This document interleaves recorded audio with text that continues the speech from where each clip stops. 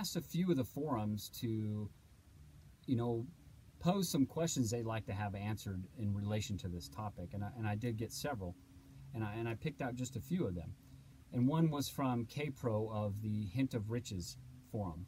And K-Pro asks, if the first clue is where warm waters halt, what assistance does the first stanza bring? Great question, K-Pro.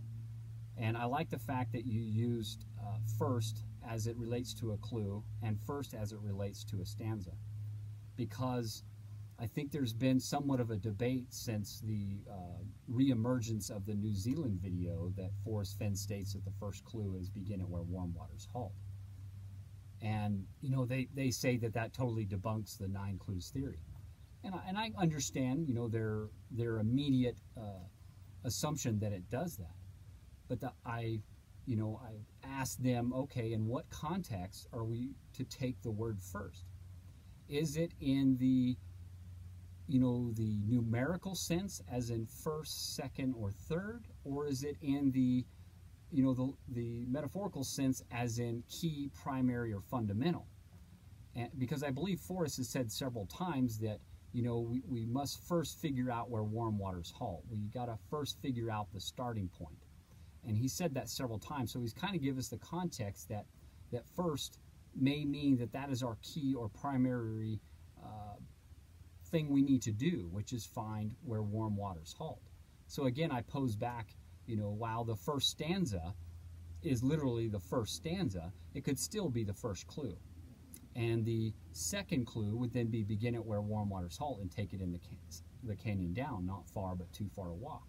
That can still be the first clue or the primary or key clue we've got to figure out before doing anything else. But it may not necessarily be the first in the numerical sense as we read the poem. So I hope I kind of answered that question for you, K-Pro. Another question was posed by RedX, again over at the Hint of Riches forum, and RedX states, many searchers seem to think all 9 clues reside within stanzas 2 through 4, with the other stanzas having just hints, supporting info, or even just filler. What's your take on it? Great question, RedX. And I really believe that, probably like a lot of people, that stanzas 2 through 4 really contain, kind of the meat and potatoes. I believe that they really are the directional clues, the ones that, again, get you from begin it to probably the where the treasure chest is. So stanzas 1, 5, and 6, I believe, are kind of like you say, like supporting clues, but they still are clues. There's still information that is invaluable to figuring out other things about the treasure. And I don't want to give away what I think those things are, but yeah, I think that they are somewhat supporting information, but I still believe that they are clues. Now, we also had a question from Brontide, which is of the Ignorance Denied forum, and Brontide asks, which of the 9 clues do you think is the very most important? Well, Brontide, again, if I believe the 9 clues are the 9 sentences, I would have to say the second sentence in the poem is probably the most important, again, because it should be our first or primary key thing that we should focus on, and that is the starting point. Begin it where warm waters halt and take it in the canyon down, not far, but too far to walk. So to me, if the first thing we have to do is find the starting point, and that is the first clue and is the most important one, like he says, you got to first figure out where to go. You got to first figure out the starting point. I believe that is the most important clue. I hope I answered your question. And another coming from M. Davis, 19, over at Harry's site. Mike asks, what's your opinion of the first stanza? Does it contain clues or not? How about the 5th? Mike, I believe that the first stanza is the introduction to the poem. I believe that based on its tense nature, it was probably written after the poem had already been hidden. And in any kind of introduction, like in a literary, usually an introduction is written after the whole book has been completed. It's kind of like that appetizer to tell you what the whole entire book is about. So I think that first stanza is kind of that introduction to the poem. And generally a purpose, again, of an introduction is to tell you what the following information is going to do. So that whole first stanza is kind of what I believe is an introduction. I still think that there is some key information. I still see it as a clue.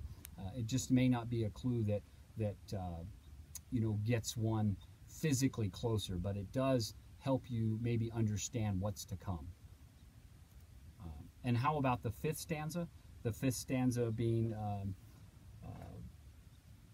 so why is it I must go and leave my trove for all to seek? The answers I already know. I've done it, tired, now I'm weak. I think that the first part of that fifth stanza, where he says, so why is it I must go and leave my trove for all to seek? Based on the tense nature of that, it seems like he's written that portion just prior to going to hide it. And I think that that's what he had written. I think he had stanzas 2, 3, 4, and then that first sentence of stanza 5 written prior to going to hide it. And like he says, I did follow the clues in the poem when I hid the treasure chest, but I hid the treasure chest before the poem was complete. So if you kind of look at that and you work things around and you also look at how the first stanza is written, I think you kind of get an idea, as in kind of a timeline of how Forrest Fenn may have written the poem. So just something to think about there. Great question, Mike, and I think we've discussed that, but hopefully that answers your question. I've got one more here that comes from Blazin, and she is of the Thor, or Hint of Riches forum. And Blazin asks, why are so many so confident they have solved the 9 clues, yet nobody has the chest? Wow, that's a great question, Blazin. Why are so many people so confident? I talked a little bit about this in my Evolution of a Poem Purist video, where I had said when I first got into this treasure hunt, when I first read the poem, I made a lot of initial assumptions of what I thought, individual words and phrases meant within that poem, or in that poem. And then I immediately jumped on the forums and started seeing those assumptions echoed by people who I thought were veterans of the chase. And armed even with those initial assumptions, I started going to Mr. Google, I started looking up historical references, and I was finding all this information outside of the poem and the book that just really kind of confirmed what I thought those things were. I mean, it's very easy. You can find everything to confirm something, all the while ignoring anything that is contrary to that. So what I think gives people so much confidence in their interpretations of the 9 clues is that they make an initial assumption of what something is, and then they go outside of the box, so to speak, and find everything that confirms that. Even other searchers will confirm those theories. So they get this confidence based on all these different coincidences or assumptions, and then they just run off and try and find those out. And there's really no concrete evidence to provide that. And again, why I have become a poem purist, or what I define as a poem purist, is based upon Forrest telling us that all the information we need to find the treasure is in the poem. So just having that belief and faith that truly that all the information is. Now surely there's information outside of the poem, Blazin, that really can help act as a ballast or a sort of check and balance. Things like the treasures above 5,000 feet and below 10,200 feet. If your final location is below that level or above that level, you've got to question yourself, well, do I have the right solve here? So those things are kind of like checks and balances. So as a poem purist, while I believe that all the information is in the poem, I still use that information as checks and balances. So I know I kind of went on a rant there, Blazin, but I hope I've kind of answered your question. Well, I want to leave you with something that,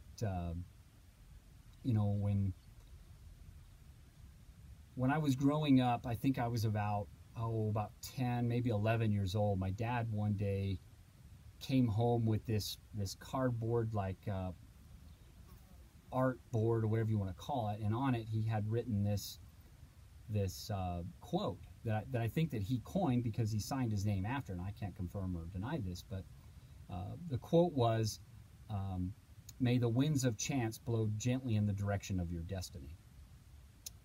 Okay, and it had like a little sailboat on it, and it was a light blue board, and it was kind of in white and blue writing and a border on it. And I never really understood, growing up, I saw that on the wall and I thought, well, what is this? What does my dad mean by this? And as I got older and wiser, I started kind of understanding what that meant, that the phrase was kind of all about chance and luck and destiny and those types of things. And kind of as I got older, you know, I started wondering, well, is life really about chance and destiny and everything else? And I started believing that it wasn't, you know, and I started believing more in the quote that if your ship doesn't come in, you swim out to meet it. You make your own fate. You make your own destiny.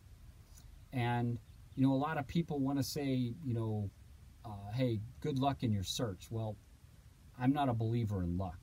I'm a believer that luck is the sum of preparation and opportunity.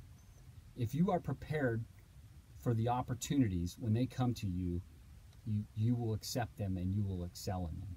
So while I tell everybody good luck, I hope that each and every one of you is prepared for the opportunities that come in your life. And I hope that you've enjoyed this video, and you know, I'll catch you all on the flip side.